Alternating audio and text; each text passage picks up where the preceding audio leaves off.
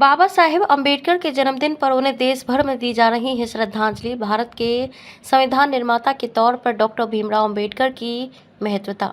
आज वकालत के क्षेत्र में कई जाने माने हस्तियों में डॉक्टर भीमराव अम्बेडकर का नाम सबसे पहले लिया जाता है। देश भर में दलितों की दयनीय स्थिति को देखते हुए उन्होंने दलितों के हित में कार्य करने का निर्णय लिया और वकालत की डिग्री हासिल कर संपूर्ण विश्व का श्रेष्ठ संविधान बनाया। आज यानी 14 अप्रैल के मौके पर जानिए डॉक्टर भीमराव अम्बेडकर की चुनौतीपूर्ण यात्रा, किस प्रकार उन्होंने वकालत की इस राह पर बुलंदी हासिल की। एल्फिंस्टन कॉलेज से 1913 में बाबा साहब ने ग्रेजुएशन की डिग्री हासिल की और आगे की पढ़ाई के लिए अमेरिका के कोलंबिया विश्वविद्यालय गए।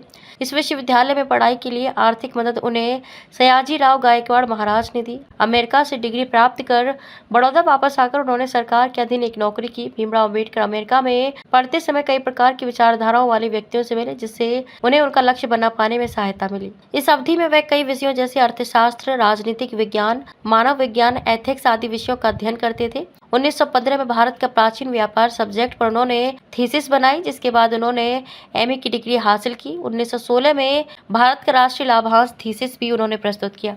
बाबा साहेब आगे भी पढ़ना चाहते थे और उन्हें सयाजी राव गायकवाड़ से अनुमति भी मिल गई थी, जिसके बाद वे अर्थशास्त्र की शिक्षा के लिए लंदन स्कूल ऑफ इकोनॉमिक्स में पहुंचे और कानून की पढ़ाई के लिए ग्रेज इन में एडमिशन लिया। 1917 में बाबा साहेब की छात्रवृत्ति समाप्त हो गई और उन्हें पढ़ाई बीच में ही छोड़नी पड़ी और वापस भारत लौट कर आना पड़ा। उन्होंने अनुबंध के अनुसार बड़ौदा सरकार के लिए काम किया। इस विभाग में उन्हें कई जातिगत भेदभाव सहने पड़े। उन्हें रहने के लिए भी जगह नहीं मिल पाती थी और वह मुंबई वापस आ गए। अपनी एक आत्मकथा में बाबा साहेब लिखते हैं कि मेरे पिता ने मुझे पहले ही कह दिया था कि इस जगह काम मत करना। शायद उन्हें इस बात का अंदाजा था कि वहाँ मेरे साथ व्यवहार कैसा होगा। मुंबई आने के बाद 1917 में मुंबई के सिडेनहैम कॉलेज में प्रोफेसर पद पर नौकरी प्राप्ति के बाद ये बेहद लोकप्रिय प्रोफेसर बन गए। यहाँ छात्रों के बीच उनकी लोकप्रियता बढ़ती चली गई। 1919 में उन्होंने अछूतों के लिए समाज में व्याप्त मुश्किलों को साउथ बोरो कमीशन के सामने रखा। 1920 में उन्होंने मूक नायक नाम का समाचार पत्र निकाला, जिसमें अछूतों की दुर्दशा को सामने रखने का प्रयास किया गया था। अपनी कानूनी शिक्षा का इस्तेमाल उन्होंने आधिकारिक तौर पर अछूतों की वकालत में करना शुरू कर दिया। वकालत के दौरान सरकारी नौकरी होने के कारण 1920 में इन्होंने अपने प्रोफेसर पद से त्यागपत्र दे दिया और दलितों के हित में कार्य करने के लिए सीधे तौर पर वकालत शुरू कर दी। 1920 के समय देश में जातिगत हिंसाएं और भड़क गई थी। इस समय में कई बड़े लोगों का कहना था कि इन शोषितों और वंचितों के नेता के रूप में बाबा साहेब मसीहा साबित होंगे और साथ ही बाबा साहब को भी ये महसूस होने लगा था कि दलितों के मुद्दे बेहद जटिल हैं। उन्होंने विधायिका और दलितों के मुद्दों को उठाना शुरू किया और साथ ही कानून की डिग्री हासिल करने दोबारा लंदन पहुंच गए। इस समय तक आते आते वे भारत में दलितों के बीच अपना नाम बना चुके थे। लंदन में जब वे दोबारा वापस गए तब उन्हें किसी भी तरह का आकर्षण नहीं हुआ। वे अपना ज्यादातर समय लाइब्रेरी और इस बात का ध्यान रखते ज्यादा पैसे खर्च न हो।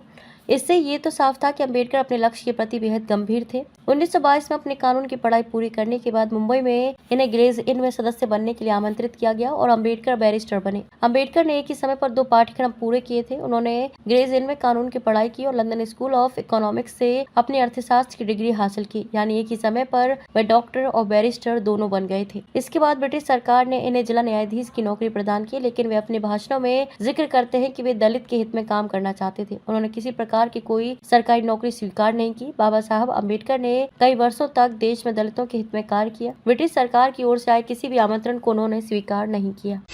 बड़ी से बड़ी खबर, क्राइम से लेकर राजनीति तक किस नेता ने 5 साल में क्या काम कराया।